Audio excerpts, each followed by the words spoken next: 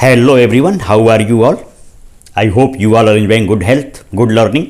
आज हम लोग फ्यूचर इंडिफिनिट टेंस के बारे में पढ़ेंगे. फ्यूचर इंडिफिनिट टेंस, फ्यूचर यानी भविष्य, तो भविष्य काल का फ्यूचर टेंस का जो इंडिफिनिट टेंस होता है आज हम उसके बारे में पढ़ेंगे. तो अब आपके दिमाग में क्वेश्चन आ रहा होगा कि इसकी पहचान कैसे करेंगे कि कोई सेंटेंस हिंदी का फ्यूचर इंडिफिनिट टेंस है. तो इसमें आपको देख लीजिए पहचान है कि हिंदी सेंटेंसेस के लास्ट में गा, गे, गी इत्यादि शब्द आते हैं. जैसे मैं वहाँ जाऊँगा, मैं कल एक आम खाऊँगा. तो इस तरह से फ्यूचर टेंस में सेंटेंसेस होते हैं. पहचान होती है कि सेंटेंसेस के लास्ट में गा, गे, गी. तो जहाँ पर भी गा, गे, गी लगा हो इससे आप समझ जाएंगे कि वो फ्यूचर इंडिफिनिट टेंस है. अब आता है कि इसमें अफर्मेटिव सेंटेंसेस में कैसे बनाएंगे. तो अफर्मेटिव सेंटेंसेस का स्ट्रक्चर नोट कर लीजिए. सबसे पहले सब्जेक्ट, इसके बाद विल या शैल, इसके बाद वर्ब की फर्स्ट फॉर्म, फिर ऑब्जेक्ट और फिर अदर वर्ड. इसमें एक बात ध्यान देनी है कि विल और शैल का जो यूज है इस पे आपको विशेष रूप से ध्यान देना है. सिर्फ आई और वी के साथ शैल लगाते हैं, आई और वी के साथ शैल, और बाकी जितने भी सब्जेक्ट होते हैं चाहे प्लूरल हो चाहे सिंगुलर हो सबके साथ विल लगाते हैं. इस बात को विशेष रूप से आप ध्यान दीजिएगा. एक सेंटेंस लेते हैं, राम कल दिल्ली जाएगा. राम कल दिल्ली जाएगा, सब्जेक्ट क्या है? राम है. तो सेंटेंस हो जाएगा इंग्लिश में Ram will go to Delhi tomorrow. Ram will go to Delhi tomorrow. Ram एक वचन है इसलिए भी विल लगा. इसके अलावा मैंने आपको बताया है कि सिर्फ आई और वी के साथ शैल लगता है, बाकी सबके साथ विल का प्रयोग करते हैं. इसीलिए इसका ट्रांसलेशन होगा Ram will go to Delhi tomorrow. एक और सेंटेंस लेते हैं, हम लोग कल 2 आम खाएंगे. हम लोग कल 2 आम खाएंगे. हम लोग, वी, तो मैंने आपको बताया था वी के साथ शैल लगता है, आई के साथ शैल लगता है. तो इसको बहुत आसानी से इस स्ट्रक्चर को देख के हम ट्रांसलेट कर देंगे. We shall eat 2 mangoes tomorrow. We shall eat 2 mangoes tomorrow. अब आगे जानते हैं निगेटिव सेंटेंसेस को. निगेटिव सेंटेंसेस का स्ट्रक्चर देख लीजिए. निगेटिव सेंटेंसेस में विल या शैल के बाद नॉट लगा देते हैं. निगेटिव सेंटेंसेस में विल या शैल के बाद नॉट लगाते हैं. जैसे राम कल दिल्ली नहीं जाएगा.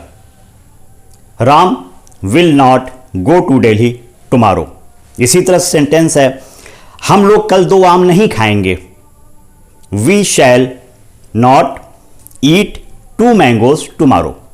तो निगेटिव सेंटेंसेस में आप देख रहे हैं कि विल या शैल के बाद नॉट लगा के हम फ्यूचर इंडिफिनिट टेंस के सेंटेंसेस को, हिंदी सेंटेंसेस को इंग्लिश में बहुत आसानी से ट्रांसलेट कर सकते हैं. आइए देखते हैं इंट्रोगेटिव सेंटेंसेस में. इंट्रोगेटिव सेंटेंसेस का स्ट्रक्चर नोट डाउन कीजिए. सबसे पहले क्वेश्चन वर्ड, इसके बाद विल या शैल, फिर सब्जेक्ट, फिर वर्ब की फर्स्ट फॉर्म, फिर ऑब्जेक्ट और फिर अदर वर्ड, और लास्ट में क्वेश्चन मार्क. एक सेंटेंस लेते हैं इंट्रोगेटिव सेंटेंसेस का, प्रश्नवाचक वाक्यों का. राम कल दिल्ली क्यों जाएगा. राम कल दिल्ली क्यों जाएगा. क्वेश्चन वर्ड है क्यों, सेंटेंस के बीच में आया है, उसकी इंग्लिश पहले लिखेंगे.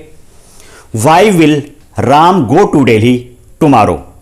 Why will Ram go to Delhi tomorrow. एक और सेंटेंस लेते हैं, क्या हम लोग कल 2 आम खाएंगे. क्या हम लोग कल 2 आम खाएंगे. हम लोग, वी के साथ शैल आता है. और जब मैंने आपको बताया था कि जब सेंटेंस में क्या पहले लिखा होता है तो क्या की इंग्लिश नहीं लिखते बल्कि हेल्पिंग वर्ब लिख देते हैं. तो यहां पे हेल्पिंग वर्ब होगा शैल, क्योंकि आई और वी के साथ शैल का प्रयोग करते हैं. तो इसको ट्रांसलेट करेंगे, shall we eat 2 mangoes tomorrow. Shall we eat 2 mangoes tomorrow. आइए देखते हैं इंट्रोगेटिव नेगेटिव सेंटेंसेस को, प्रश्नवाचक नकारात्मक वाक्यों को. मैंने आपको पहले बताया था जो बच्चे लगातार इंग्लिश लेक्चर की क्लास ले रहे हैं उनको मालूम है सब्जेक्ट के बाद नॉट लग जाता है इंट्रोगेटिव सेंटेंस में, तो इंट्रोगेटिव नेगेटिव सेंटेंस बन जाता है। जैसे राम कल दिल्ली क्यों नहीं जाएगा, राम कल दिल्ली क्यों नहीं जाएगा, तो इसका ट्रांसलेशन होगा why will Ram not go to Delhi tomorrow. Subject Ram है तो राम के बाद नॉट लग जाएगा, why will Ram not go to Delhi tomorrow. इसी तरह से एक और सेंटेंस देखते हैं, क्या हम लोग कल 2 आम नहीं खाएंगे, क्या हम लोग कल 2 आम नहीं खाएंगे। शैल वी सब्जेक्ट है, सब्जेक्ट पर not, shall we not eat 2 mangoes tomorrow, shall we not eat 2 mangoes tomorrow. इसी तरह से बाकी भी जितने एक्सरसाइज हैं आप करेंगे। कुछ सेंटेंसेज आप बताइए, मैं बोल रहा हूं, मैं कल कानपुर जाऊंगा, मैं कल कानपुर जाऊंगा, क्या ट्रांसलेशन होगा, I shall go to Kanpur tomorrow. मैं कल वहां नहीं जाऊंगा, I shall not go there tomorrow. एक बात और आपको बतानी है कि विल और शैल ये इंटरचेंज भी हो सकता है।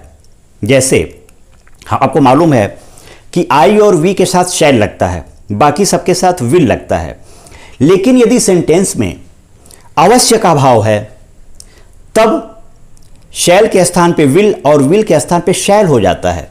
जैसे मैं कल वहां अवश्य जाऊंगा, मैं कल वहां अवश्य जाऊंगा, तो इसका सेंटेंस ट्रांसलेशन होगा I will go there tomorrow. जब अवश्य लग जाता है तो आई के साथ शैल नहीं लगता, आई के साथ विल लगता है। इसी तरह से वह वहां अवश्य जाएगा, ही शैल गो देयर टुमारो, ही के साथ विल लगता है, लेकिन जब अवश्य लग जाएगा तो ही के साथ शैल हो जाएगा, ही शैल गो देयर टुमारो। तो इस तरह से आप जितने भी एक्सरसाइजेज हैं फ्यूचर इंडेफिनिट टेंस के, उसको बहुत आराम से इस स्ट्रक्चर के माध्यम से, इस स्ट्रक्चर को आप नोट भी करेंगे।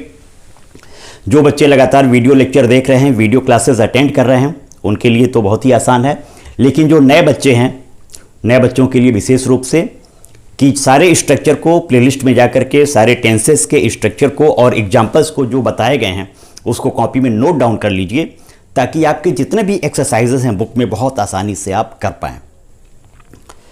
तो मिलते हैं एक नए वीडियो के साथ फिर, तब तक के लिए keep learning, happy learning and take care.